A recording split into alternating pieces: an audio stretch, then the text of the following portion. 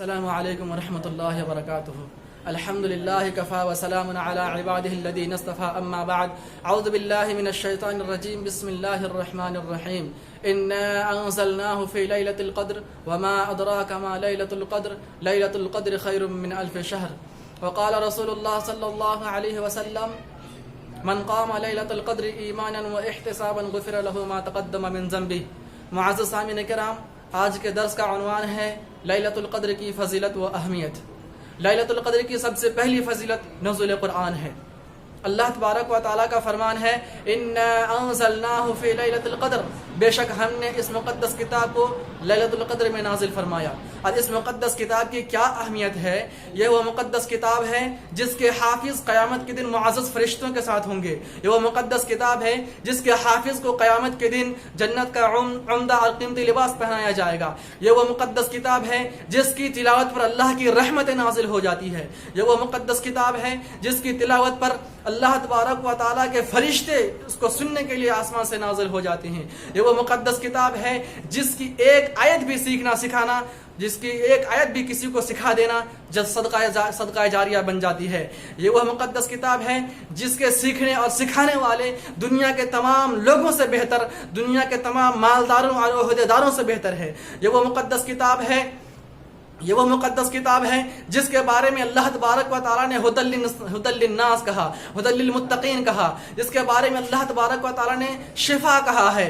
یہ وہ مقدس کتاب ہے جس کے بارے میں اللہ کے نبی صلی اللہ علیہ وسلم نے فرمایا کہ ان اللہ یرفع بهذا الكتاب اقواما ویضع به الاخرین، کہ اللہ تبارک و تعالیٰ کچھ امتوں کو اس مقدس کتاب کے ذریعے سے ہی عزت و رفعت کا تاج پہنا دیتا ہے، تو اس کی برعکس کچھ لوگوں کو اس قرآن مقدس کی بدولت، اس قرآن مقدس کی وجہ سے ذلت و رسوائی کے غار میں ڈھکیل دیتے ہیں.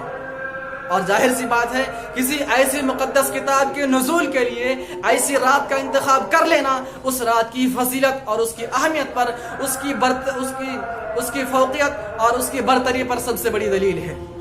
اور یہ فوقیت، یہ برتری لیلۃ القدر کو حاصل ہے، کسی اور رات کو نہیں. اور لیلۃ القدر کی دوسری فضیلت اللہ تبارک و تعالیٰ کا فرمان ہے لیلۃ القدر خیر من الف شہر، کہ لیلۃ القدر 1000 مہینوں سے بھی بہتر اور افضل ہے.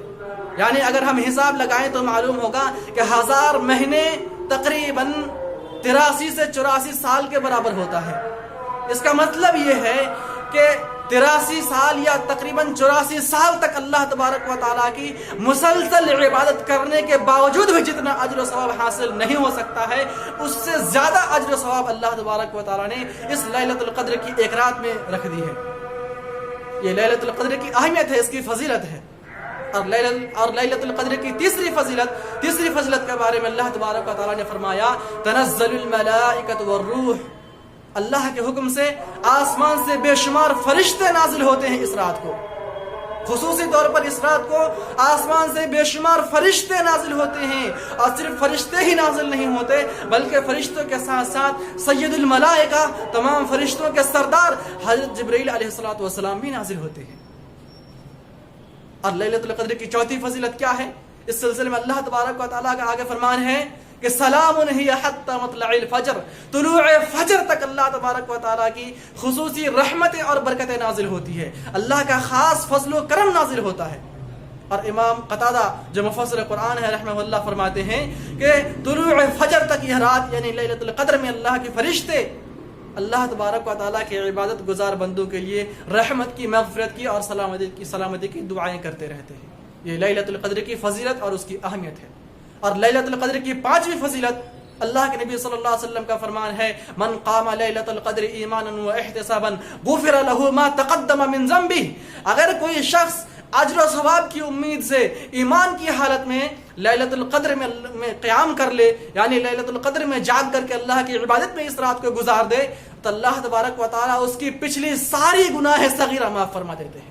سبحان اللہ. اسی لیے اما عائشہ صدیقہ رضی اللہ تعالی عنہا فرماتی ہیں کہ جب رمضان کا آخری عشرہ شروع ہو جاتا تھا تو نبی کریم صلی اللہ علیہ وسلم کا یہ معمول ہوتا تھا کہ آپ پوری رات بھر احیا لیلہ، اس مقدس رات کی فضیلت و اہمیت سے مستفید ہونے کے لیے، اس رات میں اللہ کی خصوصی رحمتوں اور برکتوں سے مستفید ہونے کے لیے، اللہ کے خصوصی فضل و کرم سے مستفید ہونے کے لیے اللہ کے نبی صلی اللہ علیہ وسلم احیا لیلہ، پوری کی پوری رات اللہ کی عبادت میں مصروف رہتے تھے. اور صرف خود اللہ کی عبادت نہیں کرتے تھے بلکہ اپنے ساتھ ساتھ اپنے اہل و عیال کو بھی جگاتے تھے. احیا لیلہ وایقظ اہلہ، کہیں ایسا نہ ہو کہ خود اس رات کی فضیلت سے مستفید ہو جائے، اس کا فائدہ تو خود کو مل جائے اور اپنے اہل و عیال اس سے محروم نہ رہ جائے.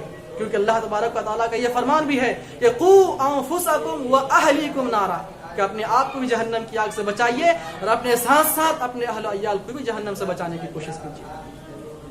تو اللہ کے نبی صلی اللہ علیہ وسلم اس خصوصی طور پر اس شب قدر میں زیادہ سے زیادہ اللہ کی عبادت کا اہتمام کرتے تھے اور کثرت سے اس دعا کا اہتمام کرتے تھے، اللہم انک عفو تحب العفو فاعف عنی. سامعین کرام، اس مختصر سے ویڈیو کے ذریعے آپ تک یہ پیغام پہنچانا مقصد ہے کہ نبی کریم صلی اللہ علیہ وسلم کی زندگی ہمارے لیے بہترین اسوہ حسنہ ہے، ہمارے لیے ہماری زندگی کے لیے ایک آئیڈیل اور ماڈل ہے. ہمیں اس کی ہر بات پر جو انہوں نے کیا یا کہا اس کو فالو کرنے اور اس پر عمل کرنے، اس کی اتباع کرنے کی ضرورت ہے. اللہ کے نبی صلی اللہ علیہ وسلم نے جو کیا جو کہا اس کے نقش قدم پر چلنے کی ضرورت ہے. اس لیے آپ سے گزارش ہے کہ اس ماہ مقدس کو غنیمت سمجھنے کی کوشش کریں اور خصوصاً آخری عشرے میں اور خصوصاً اس لیلۃ القدر میں زیادہ سے زیادہ اللہ کی عبادت کرنے کی کوشش کریں، زیادہ سے زیادہ نوافل کا اہتمام کرنے کی کوشش کریں. کیونکہ قیامت کے دن اگر ہمارے فرائض میں کسی بھی قسم کی کوئی کمی کوتاہی نظر آئے تو اللہ تبارک و تعالیٰ ان نوافل کے ذریعے سے ہمارے اس فرائض کی کمی کوتاہی کی بھرپائی کریں گے. زیادہ سے زیادہ اللہ تبارک و تعالیٰ کا ذکر و اذکار کرنے کی کوشش کریں، کیونکہ ذکر و اذکار انسانی زندگی کا سب سے بہترین ہتھیار ہے. زیادہ سے زیادہ اللہ تبارک و تعالیٰ سے توبہ استغفار کرنے کی کوشش کریں، کیونکہ توبہ استغفار کے ذریعے اللہ تبارک و تعالیٰ انسان کو خوشگوار زندگی عطا کر دیتا ہے، اس کے گناہوں کو معاف فرما دیتا ہے اور اسے اپنے خاص بندوں میں شمار کر لیتا ہے. اللہ تبارک و تعالی ہم تمام مسلمانوں کو اس کا اہتمام کرنے کی توفیق عطا فرمائے. آمین. تقبل یا رب العالمین. وآخر دعوانا ان الحمد للہ رب العالمین. والسلام علیکم ورحمۃ اللہ وبرکاتہ.